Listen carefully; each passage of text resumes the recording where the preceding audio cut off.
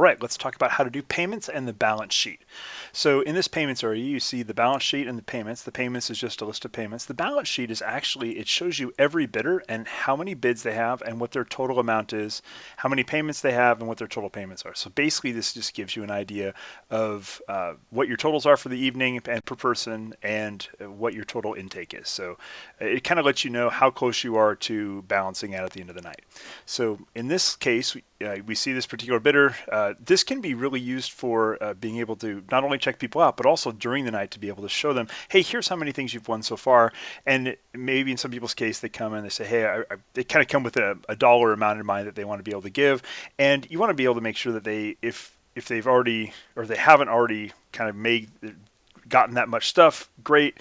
They can do that, and maybe they're going to do some more bidding during the live auction, or maybe they're going to just make a donation. So what you can do is you can click on the receipt here, and this will show you each item they have so far. And then down here on the bottom, you can see this place for the payments. And you click the payment button, and this will automatically fill out the total for the payment as well as what type. And we support cash, check, card, and other. And really, they're all handled exactly the same way in this system. If you're going to do credit cards, you will use a third-party credit card processor, something like Square, or another credit card processor. There's a lot of them out there, and they have different ways to process credit cards, some through the web or some through a little device that they'll give you.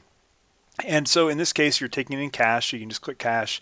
There's oftentimes no payment information. If this is a check, you might want to put the check number in there. Or if it's a card, you could put a transaction ID. Don't put the credit card there. That's sensitive information. But a transaction ID or something like that is fine. So, and there may be some other type of payment if there's something like that. So oftentimes what will happen is somebody, let's say, will bring, but let's say they're going to pay some cash and they brought $100 in cash. And so you can make an extra comment here that won't print on the receipt if there's special handling that needs to happen.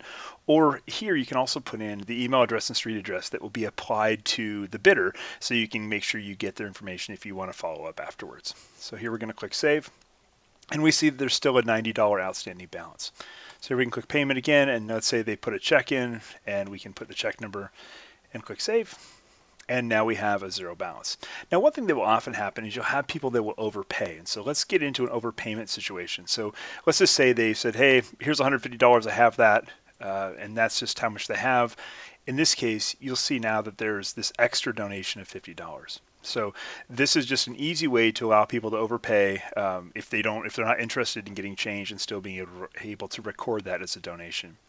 Up here, just to explain this a little bit about how these fields work, there's the value of the item. So the tasting tour, the value is $100. This is basically the donation that the person who is giving the tasting tour for the auction, that's what they get. And this would then, the total amount bid breaks down into these two different pieces. It's a payment and a donation. And so in this case, it's a little bit more clear what's going on. So in this case, there's a $70 value of the Tonka truck basket.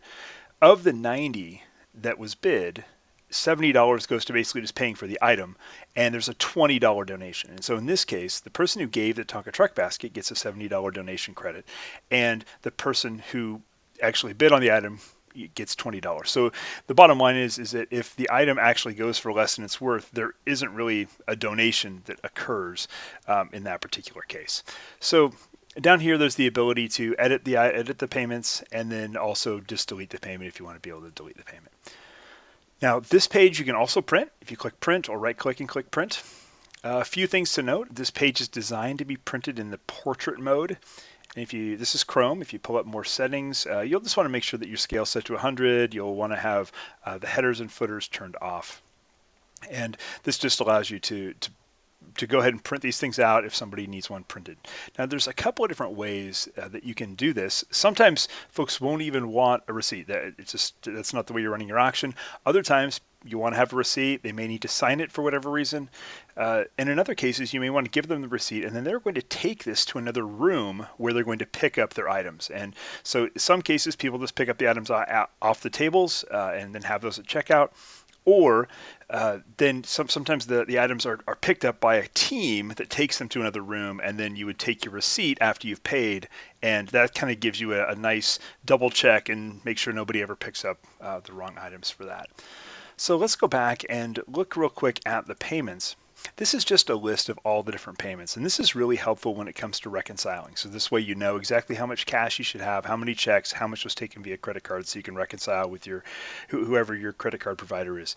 So again, really easy. You can look at the receipt, you can edit the information. If something is an error, you can go ahead and delete it. And then from here, you can jump to the balance sheet, back to the payment list, and onto the auction. So that's really the way that you can help people check out and make sure it's a nice, smooth process.